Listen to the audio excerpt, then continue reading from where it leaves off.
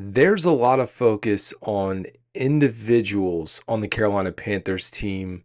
Bryce Young, Dave Canales, J.C. Horn, Derek Brown, Rico Dowdle, Chuba Hubbard, Xavier Legette, Tedero McMillan, anyone on the offensive line. There's individual storylines with each of these players. But one of the things that has stood out to me as we've watched the Carolina Panthers this year is their ability to battle back, to overcome adversity, coming up short against the Arizona Cardinals, being able to get it done against the Dolphins, being able to have some resilient performances in games that they should not have won, at least on paper, the Rams, the Green Bay Packers. On the flip side, some games where it's almost a total flop. And it's like, is the light on? Like we can flick the light right here. Is the light on? Is this thing working? Do we have the same team that we saw the previous week? So we get the Carolina Panthers in a position now to go on a run. What's a little bit odd watching this unfold is that this really has been a team unit. They've been able to do this. And I know Dave Canales talked about wanting this to be a player-led team coming into this season. I still think that is the case for this team. No doubt about it. Being player-led, Derek Brown, one of the biggest voices, Bryce Young getting his voice. And maybe a storyline that we have kept underneath that is Bryce Young's voice. Now, I know we don't hear a lot from him as far as the vocalness, but one of the things, at least we saw in the first 2 years of his career, was kind of this shy, reserved guy. And still a little bit there. I know he got frustrated on the sidelines and things like that. But him becoming a true leader and Dave Canales trusting in him. Now, I know some folks may believe that there's still a little bit of distrust or lack of trust between the two of them, whether it's the play calling, or the ability to throw the ball down the field at times. But I think they are slowly working through that. Bryce Young, although not lighting up the charts when it comes to the passing game, is on pace for a decent year. Should. Now, it's still 4 games to go, but he should have close to his best performance so far. I know it's kind of a rough outline, and it's not like we're talking major numbers, but potential to eclipse 3,000 passing yards. I do think there's a good chance that he would overcome his rookie mark of 2,800 yards. Biggest thing is touchdowns. 18 passing touchdowns, 9 interceptions. Some of those interceptions not all on him. He's figuring out a way to protect the ball. Of course, fumbles is a problem that was happening. But it's been an efficient year for Bryce Young. Not perfect, because it's there's definitely been some room for improvement and growth. But you pair that, so Bryce Young that's coming along, that's developing, Dave Canales as well. You've heard a lot of the talk in the offseason, at least from Dan Morgan, Dave Canales, like nobody has come out of here and said we're aiming for the playoffs. That has not been the conversation. So I don't know if that eases some of the pressure that's there, or because they're maybe ahead of schedule than what folks think, that now they are heading into that direction. But we're on the cusp of it. So you think about the production that we've seen. It's really been Tedero McMillan. So you had a really nice season out of him. Tight ends who are kind of figuring it out, showing some positivity there with Mitchell Evans, but nobody really lighting it up until this point. So finding the groove there, XL, you'd like to see him make some progress. Hunter Renfrow, who was a story earlier in the year, on the back. Jimmy Horn Jr., not as much production now. Jalen Coker finding his rhythm. And now even between Chuba Hubbard and Rico Dowdle, finding a nice groove with those two. The team itself, and the lack of continuity that we've had on the offensive line, I think the offense as a whole, although not perfect, has enough. And when you're able to go toe-to-toe with Matthew Stafford, when you're able to create a game plan that puts you in position to beat the Green Bay Packers, This can be a team that could win in the playoffs, especially when you look at the defense that started to figure it out, turning the ball over. Nobody expected this team to be in the game when they played against the Rams. We saw them get it, forcing that. Now, we go back, like we said, think about the 49ers game. You force some turnovers, 3. You're not able to take advantage of the interceptions, and that just stinks. For the Carolina Panthers, if you look ahead to where we are now, and I've had some folks reach out and say, do you view this as a trap game? I don't think so. Because you now know, and I mean, you could still consider it's a trap game, but it is a win situation. Now, coming into this, there's the storylines we've talked about. This Thursday night football matchup between the Falcons and the Tampa Bay Buccaneers is going to set the stage. If Tampa Bay, it's kind of like one of those ones where you're alternating shots. If you go and you see, or it's kind of like playing overtime in college football, you know what you have to do. If the other team comes out and gets a field goal, okay, at bare minimum, we need a field goal. They come out and get a touchdown, that's more pressure. In this instance, if Tampa Bay is able to win, it's going to get a touchdown. Okay, we've got to stay toe-to-toe with them.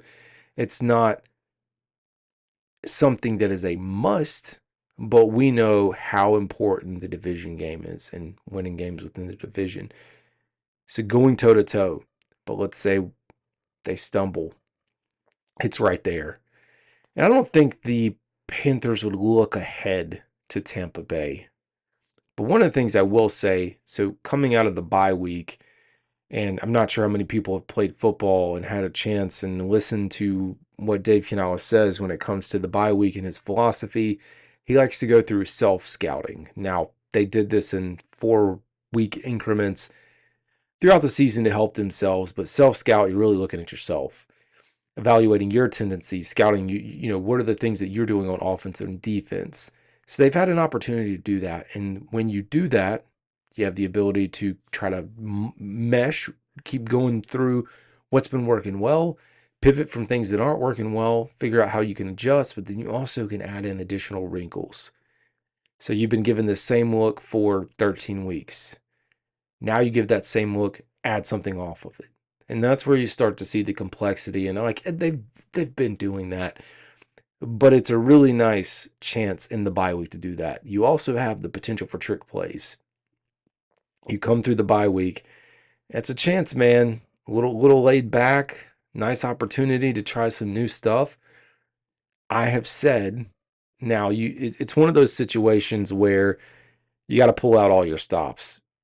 A win is a win.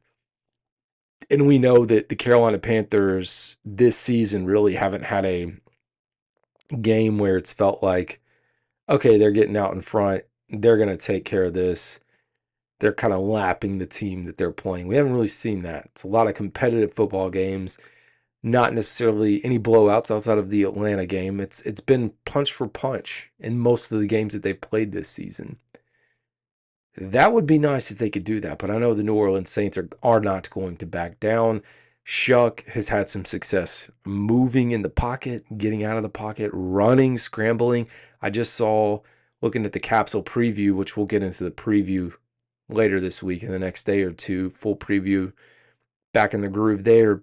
But I saw that he has the longest scramble for a touchdown by a Saints quarterback in Saints history, and it was like 34 yards, which is moving it. I think he had two rushing touchdowns. They knocked off Tampa. Tampa is sliding, and I got to tell you, tension is building in Tampa. I was looking at the power rankings. The Panthers are now the highest ranked team on ESPN in their power rankings. I think like 18th or so. But Tampa Bay is sliding down, and there's a lot of concerns with the Todd Bowles defense and red zone defense, giving up a lot of touchdowns. One of the things that Carolina Panthers have been okay in is the red zone. We know there's still some gaps to fill there. But Dave Canales, with his aggressive play calling, second in the NFL as of now, because the bye week, everybody catches up with 21 fourth downs converted. Very aggressive play calling and being able to have an extra down and being able to execute it and trust your offense and then trust your defense if needed to step in important pieces of this. So we talk about the statistical performance of Bryce Young, where he is and how this team is still winning despite him not putting up the monster numbers. And although the 18 touchdowns, like we talked about, still best for him in his career. We now talk about the defense a little bit more and the lack of a pass rush. This team had a terrible pass rush last year. They couldn't get sacks. They couldn't get to the quarterback. They're on pace for a worse season than what we saw last year. I mean, 18 or 19 sacks right now? I believe it's 18. And they're on pace for even less than what they did last year, which was around 27. That is a huge, huge need for them to still be able to do what they're doing, and the defense being middle of the pack, which is what we wanted, middle of the pack in points allowed around 16th. Like, that is exactly where the bar was for me. And if you told me that was going to be the bar and we wouldn't have a pass rush and we wouldn't get a lot of sacks, I wouldn't have believed you. I said there's no way that that's possible. And with some of the injuries that have popped up along the way, Ejiro Evero has done a fantastic job. I think he's going to get a lot of considerations for head coaching jobs this offseason. I don't know what the carousel is going to look like, how many jobs are going to become available, but I am hopeful if he does not pan out here. He did an interview with the Atlanta Falcons 2 years ago. I don't know if they'd go the same route with, focused on bringing in defense, but we think about him going through this interview cycle. For me, I'm like, man, wouldn't it be nice if we're able to keep him another year or two and really build this thing out? Carolina Panthers ahead of schedule. I had someone else who asked me, the Carolina Panthers are 7-6 right now. If they were to finish 9-8 and not make the playoffs, would you consider this, like, what would your grade be? Would you consider it a failure? I think where they are now, if they get 2 more wins, which hopefully they get more than that, but if they get 2, get to that 9-win mark, that was what we had. Now, the logistics around the NFC are that may not get you in the playoffs. Probably very likely you're not getting in the playoffs unless you're winning your division. So you'd have to see what happens around you. If somehow they finish 9-8 and don't make the playoffs, it's going to be tough for fans, but I think it would be a clear visual to show us this team is trending and Dave Canales knows what he's doing and things are going well. And if you're someone that was on the train of Tepper being involved in meddling and all those things, it's like, it's kind of out the door. And now we have a really good opportunity not only to go back into the draft well, which feels like we're starting to do that. Hopefully you're attracting in some notable free agents at this point. Don't know what the free agent class is going to look like, but an opportunity, because now you've shown, pun intended, the blueprint here for what winning football can look like. So as we navigate this week, it's also just like we keep dragging this out. We're just ready, man. We are amped up, ready to go. Let's get through the bye. Let's play the football game. Let's see the Carolina Panthers get a dub. We'll be back, folks. As always, please hit that subscribe button, follow, give us 5 stars. All that is much appreciated. This is Carolina Dad. Y'all have a good